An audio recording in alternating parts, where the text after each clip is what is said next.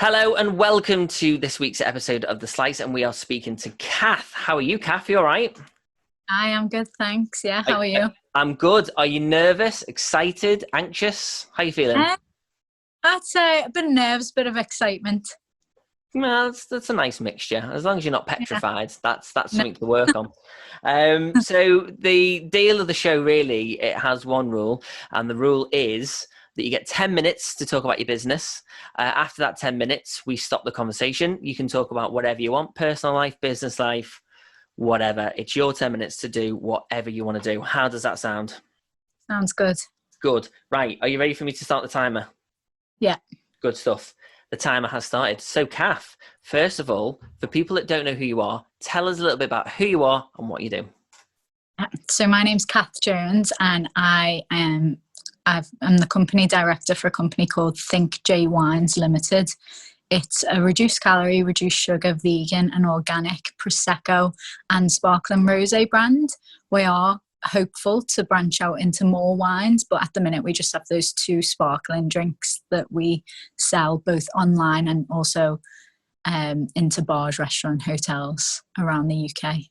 Is it key for you to just get two of those products absolutely perfect before you then expand? Is that quite important to you?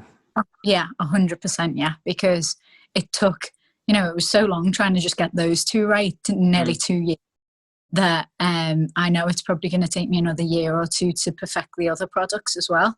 But I want to make sure that we build a name for ourselves so that when the new products are released, they're selling themselves, because people know and trust the brand based on how delicious and good it actually is. And that's it. So how did that whole process start? Like, what made you think that's what I want to start doing? It was really to do with me gaining weight. I was continuously drinking champagne, Prosecco on arrival at event. Doesn't sound like a bad life, that, to be fair. Yeah.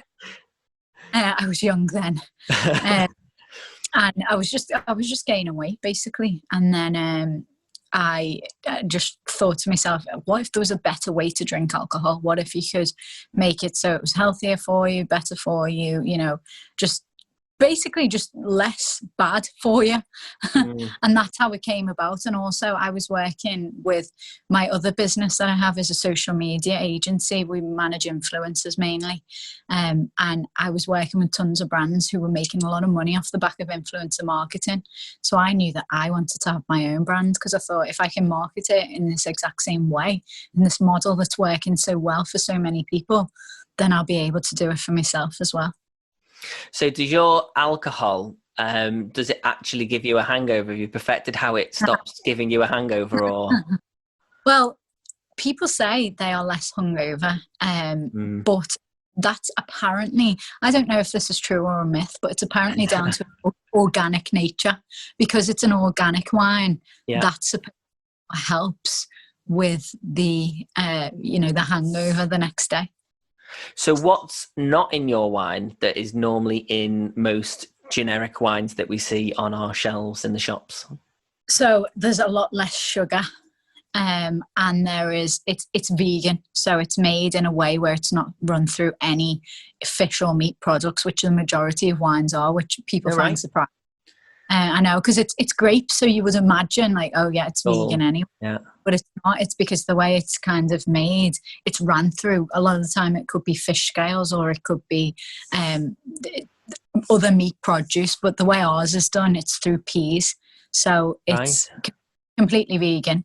And the sugar is reduced by 50% than standard wines. And compared to some others, it's even more than that, more like 80%. Some wines are just packed full of sugar. Do you know what? You've literally just blown my mind. That all I'm thinking now is, where does the meat come into any kind of wine process? I thought it was just loads of people in Italy getting in a big bowl and just putting their feet and squeezing all the... Is that not... Is my idea of making wine completely wrong? Yeah, it's not quite that anymore. Right, no. okay. Well, goes into tanks, but then when it's when the process, when it's like distilled, I don't know if that's the word, from the tank, it's cloudy originally, but then it has to be ran through something to get rid of the clouds, that's generally scales or meat, something, skins or whatever, products that are not vegan, basically. So ours is just to get ours clear, it's run through peas. Wow, there you go. Organic peas or just standard Yeah, peas? of course, organic. Yeah. But there's not actually any difference in the taste. Like, I'm not a vegan personally. Yeah. I was like, I love that lifestyle, and I think one day I would like to be, but I'm not personally one. And there was times in my life where if someone said to me, "Oh, that product's vegan," I'd be like, I don't want it then," because if it's vegan, it must taste bad because it must be healthy, and it's not. Like, most of the time, it's just that it's ran through something or it's come somehow into contact with. Meat. So there's no difference in taste between a vegan wine and a non-vegan wine. So how has your wine actually been received from clients, people that have bought your products, people that you work with? How's it been received? Like, what's been the feedback? I've had the greatest feedback I could ever imagine. You know, I've literally, this is an honest truth, in a year I've had one bad bit of feedback, one. And that was a girl who said it didn't even taste like wine. And I bet that just controlled your whole day, if not day or two. Oh, yeah. I was definitely not a day or two. No, actually, probably not even more than 30 minutes. But for 30 minutes, I was like, oh my God, how dare she say this? Like, but then you only need to go and look at the reviews, like on our Facebook, on our Judge Me, on our website.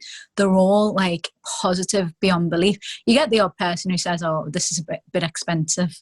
Fine, you know, completely fine. It is more expensive, but it costs me a lot more to make because it's very specific in how it is. And it's also from one of the best wineries in Treviso. So it is quite expensive. So that type of feedback, you know, you expect that, but everything on the taste has been like, this is phenomenal, tastes amazing, best Prosecco I've tasted, best bubbles ever, no hangover, you know, that type of thing. So I'm really lucky. I've had tons of great feedback. So where do you think this is all going to go? Where's the happy place for you? What would put you in a position where you're like, wow, we've actually got to where we wanted to, and obviously you build from there? I don't know if I will ever achieve that state of. I think maybe we all feel like that. It's only funny. I was talking to one of our mutual friends today about setting goals, and you know, I work for myself. I'm a filmmaker. I've got a camper van. I film my own sitcom. So for me, in some respects, I've actually achieved like life ambitions, and I've done it, you know, at the age of 32. So now it's stepping up that game, I suppose. Where is your next achievement? What is next for you that makes you go, right, this is my next stepping stone. This is where I want to get to.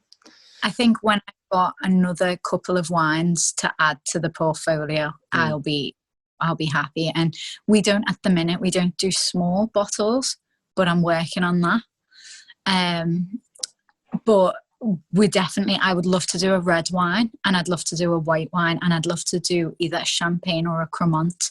So as soon as I've got kind of maybe one of each style of wine, I'd really think, okay, we're there now. Like I can just push on that. We've got our product range. I don't want to just keep getting product after product after product after, and like maybe 5 or 6 very specially prepared, specially made with love, deliciously tasting wines. And how, so in terms, so you say that you obviously, you work within social media as well, you work within stuff like that. How have you found has been the most efficient way to get that product out there? Because it's great having a product that you love, but how hard is it getting it out there to people and going, hey guys, look at this is actually, you know, there's major benefits in this. How do you get that out there? It's all about your marketing plan. And the thing is, because I worked in marketing for years before ever doing this, I'd use a model for multiple brands. I've seen brands grow from absolutely nothing to like £1 million companies. So, and it's all through the same model of just getting your marketing model right and knowing that you have to put a bit of money in it. People are afraid to spend money. Well, okay, that's fine, but you'll get nowhere because no one will see you until you spend a bit of money. And that's just how it is. So it took, and now I'm not even spending that much money because it's like organic growth has come after I've spent a bit of money. Yeah. Because you've got to put your money into Facebook ads, you've got to put your money into influencer marketing, you've got to give out loads of product for free to all the right people, the influential people. And then once you've done a bit of that, it all starts rolling organically. So the amount you're investing will slow down, but your sales will still pick up. So it's all about getting your marketing plan right. And people, I find, are just afraid to kind of like get stuck right in, whereas I was not afraid of that. I'd seen it multiple times over, and I know that that's how you build a brand. So, and also I think, you know, there's lots of people out there doing it. Oh, there's your timer. 10 minutes is gone. How fast did that go? And I know. I feel like we could have talked for another 10 minutes, but that goes against the rules of the show. How did you? There were so many more things I wanted to ask you. I think maybe in a month's time I'm going to ask you to come back, and I think if you're up for it, be happy to get you back and to do a follow up, because I think there was literally, we didn't even get onto talking about video and how you've been embracing video, because that is another good thing that obviously for me would have been great to talk about. How did you find the show? Did you enjoy it? Yeah, lovely, great, thank you. No, my pleasure. Thank you very much for coming on to the show, and I wish you all the very best. I'm pretty sure I'm going to see you flourish over the next couple of weeks and months and years, and it's just been a pleasure to be able to interview you, and I know how busy you are as well, so I'm really grateful for that. So if anybody would like to watch any previous episodes, you can head over to youtube.com/Take the Cake Pro. If you want to see all the latest episodes, then don't forget to hit the subscribe button. Thank you so much for watching, and I'll see you all soon.